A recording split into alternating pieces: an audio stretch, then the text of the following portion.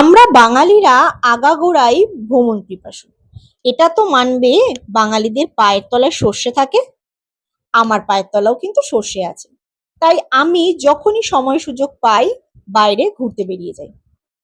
একটু পাহাড়, একটু সমুদ্র, এগুলো আগাগোড়াই আমার খুব পছন্দের। পাহাড়টা একটু বেশিই পছন্দের, তাই সুযোগ পেলেই পাহাড়ে যেতে আমি বেশি ভালোবাসি। বিয়ের পর থেকে বরের সঙ্গে বহু জায়গা ঘুরেছি। বহু জায়গার স্মৃতি আমার মণিকোঠায় রয়েছে, ক্যামেরা বন্দী রয়েছে।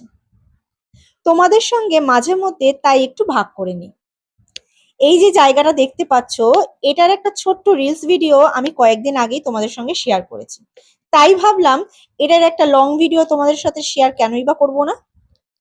তাই আজ এই জায়গাটা মানে মানা গ্রামটা কিরকম দেখতে, অ্যাকচুয়ালি কতটা সুন্দর এই গ্রামটা, সেটারই একটা লং ভিডিও তোমাদের সঙ্গে শেয়ার করছি। যদি দেখতে চাও তাহলে পুরো ভিডিওটা কিন্তু দেখতে হবে, স্কিপ না করে। যদি যারা ভালোবাসো ঘুরতে, তাদের কাছে অবশ্যই এই জায়গাটা কিন্তু ভীষণই ভালো লাগবে। আমি 2024-এ এই মানা গ্রাম ঘুরে এসেছি। যারা ঘুরে এসছো তাদের তো অবশ্যই স্মৃতিচারণ হবে, আর যারা যাওনি তাদের কিন্তু এই জায়গাটা আমার মনে হয় একবার হলেও তোমরা দেখে আসতে পারো। সত্যি একটা ছোট্ট গ্রাম, কিন্তু গ্রামটা কিন্তু ভীষণই সুন্দর। রাস্তাটা যে দেখতে পাচ্ছ, ভীষণ স্টিফ একটা রাস্তা, উঠতে ভীষণই কষ্ট হচ্ছিল। আমাকে দেখতে পাচ্ছ আমি কিভাবে যাচ্ছি, আর আমার ছেলে ঘুমিয়ে পড়েছে, আমার বর ওকে রীতিমতো কোলে নিয়ে পুরো জায়গাটা ঘুরেছে।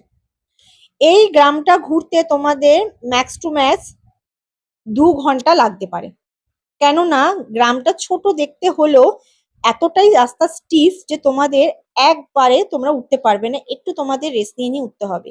আর প্রত্যেকটা বাড়ির ঠিক দেওয়ালে এরকম করে পেন্টিং তোমরা যত রাস্তা দিয়ে এগোতে থাকবে দেখতে পাবে। আর হাতের কাজ একদম নিখুঁত কাজ, এরকম স্কেচ রয়েছে, নানা রকম দেবদেবীর মূর্তি তোমরা এখানে খোদিত পাবে, এখানে পেন্টিং করা পাবে। আর কিছুটা দূর যেতে যেতেই নানা দেবদেবীর মন্দিরও তোমরা এখানে পাবে। সামনে যে মন্দিরটা দেখতে পাচ্ছ, যেটা তোমরা পাহাড় কেটে মন্দির তৈরি করা হয়েছে, এটা একটা গণেশ মন্দির। আমরা ভেতরে ঢুকিনি, আমরা পুরো গ্রামটাই দেখছিলাম।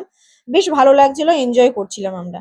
আমরা যেই সময় গিয়েছিলাম সেটা ছিল সেপ্টেম্বর মাস, তাই ঠান্ডা খুব একটা বেশি ছিল না। পুরো মেঘে ঘেরা পাহাড়গুলো ছিল, দেখতে ভীষণ সুন্দর লাগছিল। আর ঠিক বাড়ির সামনে এরকম ছোট ছোট দোকান দেওয়া ছিল, যেখানে ওরা হাতের কাজের জিনিস নিয়ে, দেখো এখানে একজন বয়স্ক মহিলা, সে হাতে মানে উলের জিনিস বুনছিল। চাদর থেকে শুরু করে বাচ্চাদের সোয়েটার থেকে শুরু করে টুপি থেকে শুরু করে মাফলার সব কিন্তু ওদের হাতে বোনা। পঞ্চুগুলো ভীষণ সুন্দর ছিল। দাম হয়তো একটু বেশি তোমাদের মনে হবে, তবে এখানের হাতের কাজ কিন্তু ভীষণ সুন্দর। একটু বার্গেনিং করে তোমরা নিতে পারো। আর রাস্তা দিয়ে যেতে যেতে কিন্তু তোমরা এই যে পেন্টিং গুলো তো দেখতে পাবেই, তার সঙ্গে এরকম গেট করা দেখতে পাবে, কারণ প্রত্যেকটা মোড়ে মোড়ে কিন্তু এরকম তোমরা মন্দির পেয়ে যাবে, যার জন্য এরকম মন্দিরের একটা চূড়া টাইপের বা গেট টাইপের করা তোমরা দেখতে পাবে। এখানকার লোকেরা কিন্তু প্রচুর কষ্ট করে, আর রাস্তাটা বললাম আগেই এতটাই স্টিপ, তারা এই রাস্তা দিয়েই কিন্তু তাদের দৈনন্দিন জীবনের সব জিনিসপত্র কিন্তু পিঠুতে করে নিয়ে যায়। একটু আগেই হয়তো তোমরা দেখতে পেলে, এর পরেও তোমাদের দেখাবো আমি।